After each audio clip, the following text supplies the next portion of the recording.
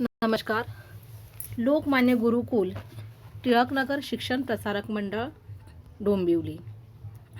कक्षा 5वीं, विषय हिंदी, पाठ 12वां, सपूत. लेखक श्री कृष्ण. बच्चों, इस पाठ में हमें बताया है कि कर्तव्य और सेवा के बिना ज्ञान एवं बल अधूरे हैं. इसका मतलब हमें ज़्यादा से ज़्यादा कर्तव्य, अपने प्रति जो कर्तव्य है और जो सेवा, यह हमें करनी चाहिए. उसके बिना हम कितने भी ज्ञानी हो, कितने विद्वान हो एवं बलवान हो, यह सब बातें अधूरी है. तो आज हम जानेंगे ऐसी एक कहानी, सपूत. तो चलिए शुरू करते हैं. बहुत पुरानी बात है. फुलेरा नामक एक आदर्श गांव था. गांव में हर तरफ स्वच्छता थी. गांव की गलियों में नियमित रूप से झाड़ू लगाई जाती थी. नालियाँ रोज साफ की जाती थी. लिपाई पुताई करके घर आंगन सुंदर रखा जाता था. लिपाई का मतलब है गोबर से ज़मीन लिपने का काम, और पुताई मतलब दीवारों को चूने से पोतना. तो वहाँ के लोग हमेशा अपना जो आंगन था वह गोबर से लिपकर स्वच्छ करते थे. घर आंगन स्वच्छ करके रखते थे. परिसर में बड़ी संख्या में पेड़ पौधे भी थे. कुएं का पानी निर्मल रखने के लिए आवश्यक सावधानियाँ बरती जाती थी. मतलब ध्यान रखा जाता था कि ज़्यादा से ज़्यादा कुएं का पानी निर्मल मतलब साफ कैसे रहे. पनघट स्वच्छ और सुसज्जित था. पनघट मतलब कुएं के आसपास का जो स्थान होता है उसे पनघट कहा जाता है. यहाँ पर हमें कुआं दिखाई दे रहा है और आजू बाजू का जो परिसर है उसे पनघट कहा जाता है. आगे देखिए बच्चों कहानी. एक दिन क्या हुआ, देखिए. अभी एक दिन पनघट पर 3 स्त्रियां पानी भर रही थी. वे अपने अपने लाडले के गुणों का बखान कर रही थी. बखान मतलब क्या? प्रशंसा. बखान करना अर्थ प्रशंसा करना.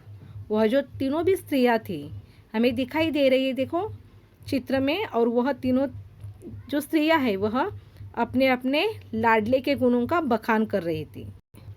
एक बोली, बहन मेरा सपूत बड़ा विद्वान है. अभी देखो पहली स्त्री क्या बोलती है, मेरा सपूत बहुत बड़ा विद्वान है. जब से शहर से पढ़कर आया है चारों ओर उसकी धूम मची है.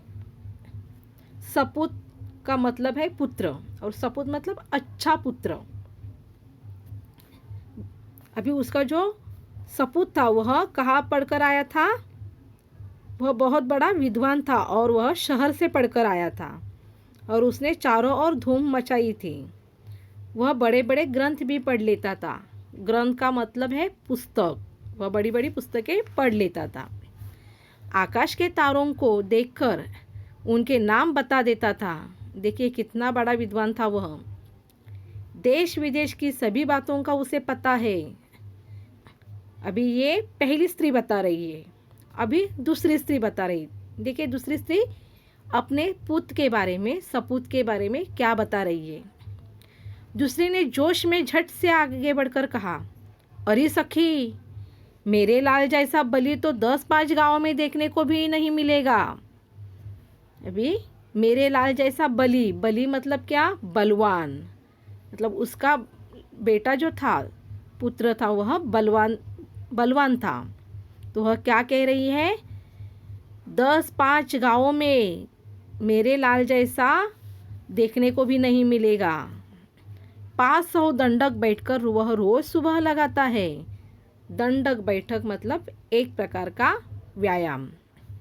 अखाड़े में जब ताल ठोककर उतर पड़ता है तो बड़े बड़े पहलवान तक उसका मुकाबला करने से घबराते हैं.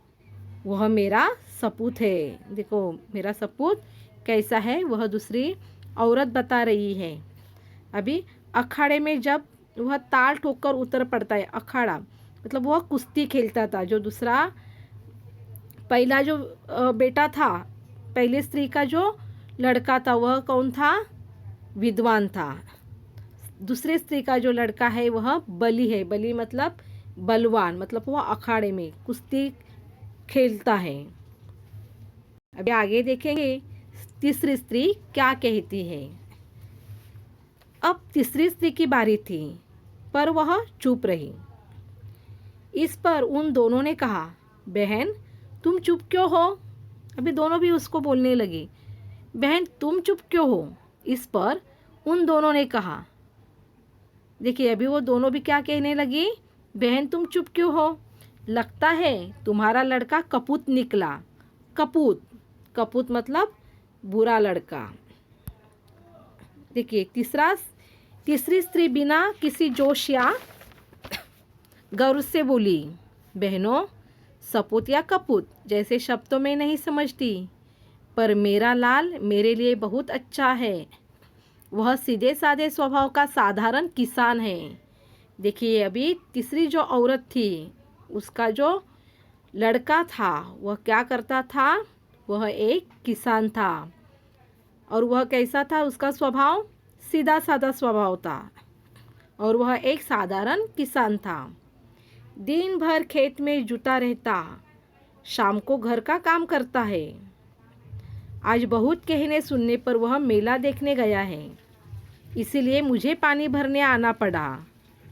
तो अभी यह बात तीसरी स्त्री ने कही है अपने पुत्र के बारे में।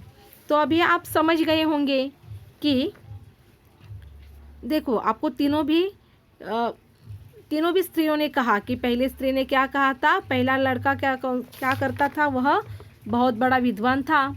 दूसरे स्त्री का लड़का जो था वह बलि था, मतलब अखाड़े में वह कुश्ती खेलता था, बलवान था। बलि मतलब बलवान, वह कुश्ती खेलता था अखाड़े में। तीसरे स्त्री का लड़का था वह किसान था। देखिए अभी आगे हम देखेंगे। तीनों स्त्रियां अपने अपने सिर पर घड़ा रखकर चली गई। अभी वह पानी उनका भरकर हो गया, वह बातचीत कर रही है आपस में। अभी तीनों स्त्रियों ने क्या किया? अपने अपने सिर पर वह घड़ा रखकर चल पड़ी। अभी वे 2-4 कदम चली थी कि पहली स्त्री पड़ा। देखिए अभी पहली स्त्री का पुत्र आता हुआ दिखाई पड़ा। पास आते ही उसने अपनी माँ से कहा, व्याख्यान देने जा रहा हूँ। व्याख्यान मतलब क्या? भाषण। भोजन वही करूँगा, यह कहकर वह तेजी से चला गया। तभी दूसरी स्त्री का पहलवान पुत्र भी आता हुआ दिखाई दिया। देखते हैं अभी दूसरे स्त्री के पुत्र ने क्या कहा। वह मतवाले हाथी की तरह झूम रहा था। उसने अपनी माँ से कहा, माँ आज दंगल में मैंने एक नामी पहलवान को बुरी तरह पछाड़ा। पछाड़ा मतलब उसको हरा दिया। पानी लेकर जल्दी घर पहुँचना, मुझे जोरों की भूख लगी है। यह कहकर वह घर की ओर बढ़ गया। देखिए अभी दोनों जो स्त्री थी, दोनों स्त्रियों के सिर पर घड़ा देखा, लेकिन पहले ने क्या कहा? पहले स्त्री का जो लड़का था उसने क्या कहा कि मैं व्याख्यान देने के लिए जा रहा हूँ, और वह वहाँ से निकल पड़ा। और दूसरे स्त्री के लड़के ने क्या कहा कि पानी लेकर जल्दी घर पहुँचना, मुझे जोरों की भूख लगी है। यह कहकर वह घर की ओर बढ़ गया। अंत में तीसरी स्त्री का पुत्र देखिए अभी क्या करता है। अंत मतलब आखिर में तीसरी स्त्री का पुत्र भी आ पहुंचा। वह बड़ा ही सीधा साधा था। आते ही उसने अपने माँ के सिर से घड़ा उतारकर अपने सिर पर रख लिया और बोला, माँ तुम क्यों पानी भरने चली आई? मैं तो आ ही रहा था। माँ से घड़ा लेकर वह उत्साह के साथ घर की ओर चल पड़ा। देखिए अभी दो जो स्त्रियाँ थी, उन दोनों भी स्त्रियों के सिर पर घड़ा था और दोनों के भी पुत्र ने वह देखा था, लेकिन किसी ने भी अपनी माता के सिर के ऊपर का घड़ा लिया नहीं। अपनी माँ को किसी ने भी मदद नहीं की। लेकिन अभी तीसरी स्त्री का जो बेटा था, वह जब उसने अपनी माँ के सिर के ऊपर घड़ा देखा तो वह माँ से क्या बोलने लगा कि माँ, तुम पानी क्यों भरने चली आई? मैं तो आ ही रहा था। माँ से घड़ा लेकर वह उत्साह के साथ घर की ओर चल पड़ा। यह देखकर अन्य दोनों स्त्रियों का सिर संकोच से झुक गया। संकोच मतलब शर्म से झुक गया। शर्मिंदा हो गई वह दोनों, क्योंकि वह अपने बेटे की तारीफ कर रही थी दोनों भी। उन्हें बोध हो गया कि कर्तव्य और सेवा के बिना ज्ञान एवं बल अधूरे हैं। वे समझ गई कि सपूत को तीसरी स्त्री का बेटा ही है। देखिए, उन्होंने क्या बोध लिया इन घटना से कि कर्तव्य और सेवा के बिना ज्ञान एवं बल अधूरे हैं। क्योंकि तीसरा जो लड़का था, बेटा था, उसने अपना कर्तव्य और सेवा का धर्म निभाया था। लेकिन पहला जो लड़का था वह ज्ञानी था, दूसरा बलवान था, कुश्ती खेलता था, वह पहलवान था। लेकिन उन्होंने अपने माता को मदद नहीं की और वह वहाँ से चले गए थे। तो बच्चों, आपको याद रखना है कि कर्तव्य और सेवा के बिना ज्ञान एवं बल अधूरे हैं। वे समझ गई कि सपूत तो तीसरी स्त्री का बेटा ही है। कैसी लगी बच्चों आपको ये कहानी? ज़रूर अच्छी लगी होगी ना। तो आपको ये कहानी फिर से पढ़नी है।